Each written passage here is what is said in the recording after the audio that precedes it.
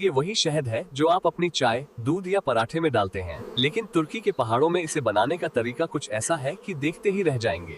तुर्की के मधुमक्खी पालक हजारों साल पुरानी विधि से शहद का छत्ता तैयार करते हैं, पाए बिना किसी केमिकल के। जब छत्ते पूरी तरह से भरे और सील हो जाते हैं, तब शुरू होता है असली कमाल। आज हम आपको दिखाएंगे तुर्की के परंपरागत तरीके से शहद कैसे निकाला जाता है, स्टेप बाय स्टेप। चलिए शुरू करते हैं इस मीठे सफर को।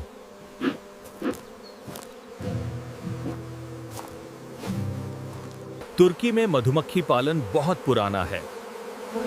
यहाँ पाइन हनी सबसे मशहूर है। तुर्की दुनिया का 90% से ज्यादा पाइन शहद बनाता है, जो पेड़ों पर लगने वाले कीड़ों से आता है। कुछ पालक आधुनिक बॉक्स हाइव इस्तेमाल करते हैं, लेकिन परंपरागत लोग हॉरिजॉन्टल लॉग हाइव पसंद करते हैं। ये लॉग हाइव लकड़ी के खोखले तने से बनते हैं। मधुमक्खियां खुद छत्ता बनाती हैं।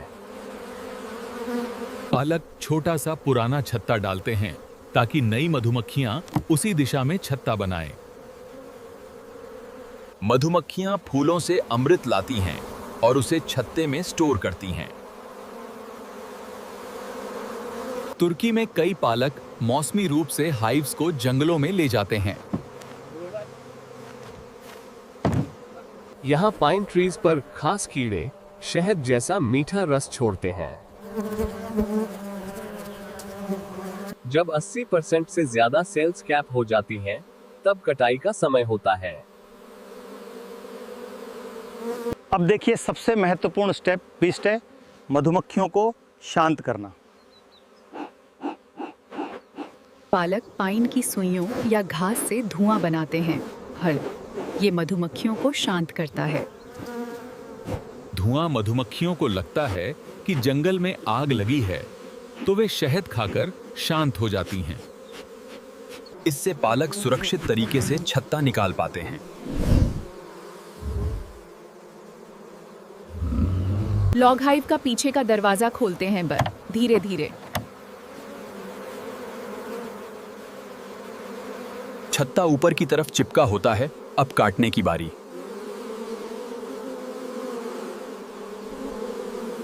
खास लंबी ब्लेड वाली औजार से छत्ता ऊपर से अलग किया जाता है। ये काम बहुत सावधानी से होता है ताकि छत्ता न टूटे। अब ये छत्ते घर या शेड में ले जाए जाते हैं, जहां प्रोसेसिंग होती है। प्रोसेसिंग क्लीन और कंट्रोल्ड जगह पर होती है।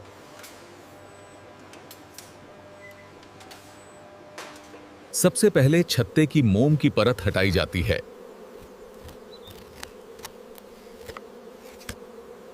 ये मोम की कैपिंग हटाने से शहद बाहर आ जाता है।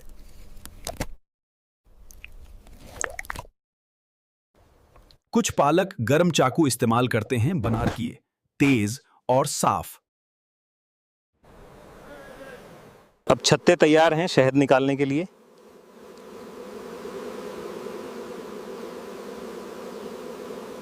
पारंपरिक तरीके में छत्ते को कपड़े में लपेटकर कुचला जाता है।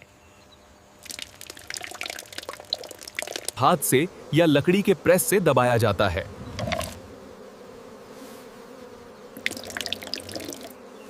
शहद धीरे धीरे निकलकर नीचे इकट्ठा होता है। आधुनिक तरीके में स्पिनर मशीन इस्तेमाल होती है, तेज और साफ। फ्रेम्स तेजी से घूमते हैं। सेंट्रीफ्यूगल फोर्स से शहद बाहर। यह तरीका मधुमक्खियों के लिए कम तनाव वाला होता है। निकले हुए मोम को अलग रखा जाता है, वो भी बेचा जाता है।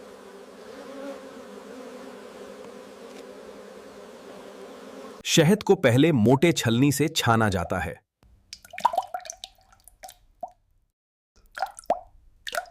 फिर बारीक जाली से कुचते, कोई गंदगी नहीं बचनी चाहिए। शहद को कुछ दिन बैठने दिया जाता है पाए ऊपर की गंदगी अलग हो जाती है। ऊपर की झाग हटाई जाती है।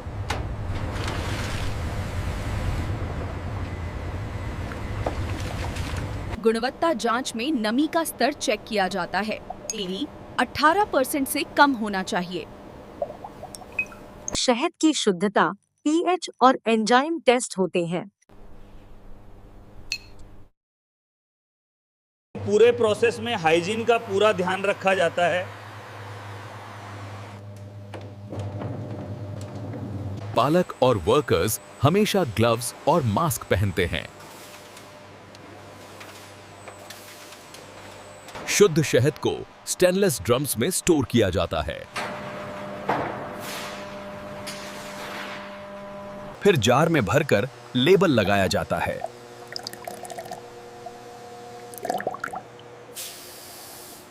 तुर्की का पाइन शहद दुनिया भर में मशहूर है।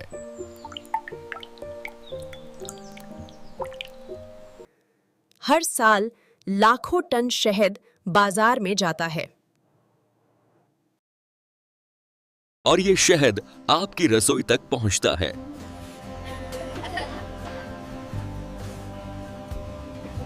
कच्चे माल से थीपने यानी फूलों के अमृत से थीपें आपके घर तक।